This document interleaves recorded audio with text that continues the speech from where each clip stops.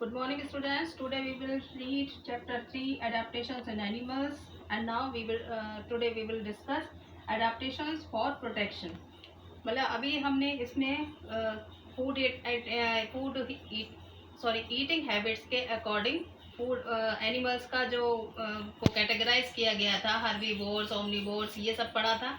और अब है एडाप्टेशंस फॉर प्रोटेक्शन, मतलब प्रोटेक्शन के लिए एनिमल्स किस तरह से अपने आप को अडाप्ट करते हैं, क्या नए फीचर्स डेवलप करते हैं, और तो वो हम पढ़ेंगे। अब प्रोटेक्शन के लिए हर एनिमल को अपने सराउंडिंग्स में अपने एनिमीज से अपने आप को प्रोटेक्ट तो करना ही पड़ता है। कभी ना कभी उन्हें अपने एनिमीज से मतलब को फेस करना पड़ता है, तो उन्हें अपने आप को तुरंत प्रोटेक्ट करना पड़ता है। तो एनिमल्स के पास अलग अलग तरीके होते हैं अपने आप को प्रोटेक्ट करने के लिए। जैसे कि कुछ एनिमल्स हैं, जैसे डियर है, कंगारू है, इनकी जो स्पीड है वो इतनी फास्ट होती है कि ये अपने आप को तेज रन करके, बहुत फास्ट रन करके अपने आप को अपने एनिमीज से बचा लेते हैं। नेक्स्ट है नंबर 2 है, जैसे रैबिट्स हैं, हेयर्स हैं, रैट्स हैं, ये सब सॉइल में होल बनाकर या बरो बनाकर रहते हैं। तो जब भी इनको ये डर होता है कि इनके एनिमीज इनके आसपास हैं, तो ये सॉइल में बहुत डीपली अपनी बरो में चले जाते हैं। तो इस तरह से ये अपने आप को प्रोटेक्ट करते हैं। कुछ एनिमल्स ऐसे हैं, जैसे वेल्स, एलिफेंट और हिप्पोज, ये जो हैं अपने आप को अपने बिग साइज के कारण अपने आप को अपने एनिमीज से प्रोटेक्ट करते हैं। कुछ एनिमल्स के कलर ऐसे होते हैं, जैसे कि पोलर बियर है, जो ऐसे एरिया में, ऐसे रीजन में रहता है जहाँ की चारों तरफ वाइट स्नो होती है, तो उसको वो उस कलर से इतना मर्ज कर जाता है कि उसको पहचानना मुश्किल हो जाता है अपने। और जैसे ग्रिगेट है, कैमिलियन जो है अपने कलर को अपनी सराउंडिंग से मैच कर लेता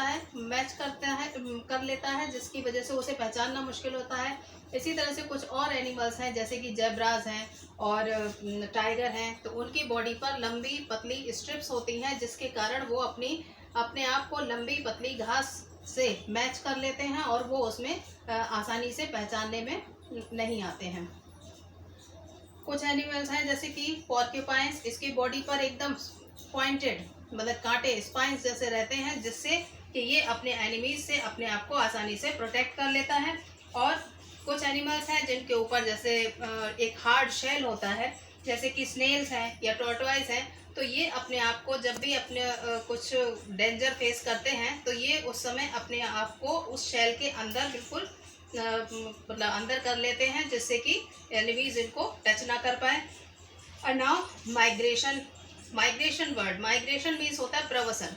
माइग्रेशन एक ऐसी प्रोसेस है जिसमें कुछ एनिमल्स अनफेवरेबल कंडीशन होने पर, जैसे कि अनफेवरेबल कंडीशन से मतलब है जैसे फूड की कमी होने पर, या बहुत ज़्यादा ठंड होने पर, या बहुत ज़्यादा गर्मी होने पर, जब ये उस वेदर को नहीं सह पाते हैं, तो ये पूरे ग्रुप एक जगह से दूसरी जगह जहाँ उनको फेवरेबल कंडीशन मिलती हैं उस जगह पर चले जाते हैं। तो इस प्रोसेस को माइग्रेशन कहते हैं। और फिर नॉर्मल होने पर ये वापस अपनी उसी जगह पर आ जाते हैं, और ऐसा ये साल के एक पर्टिकुलर टाइम में होता है।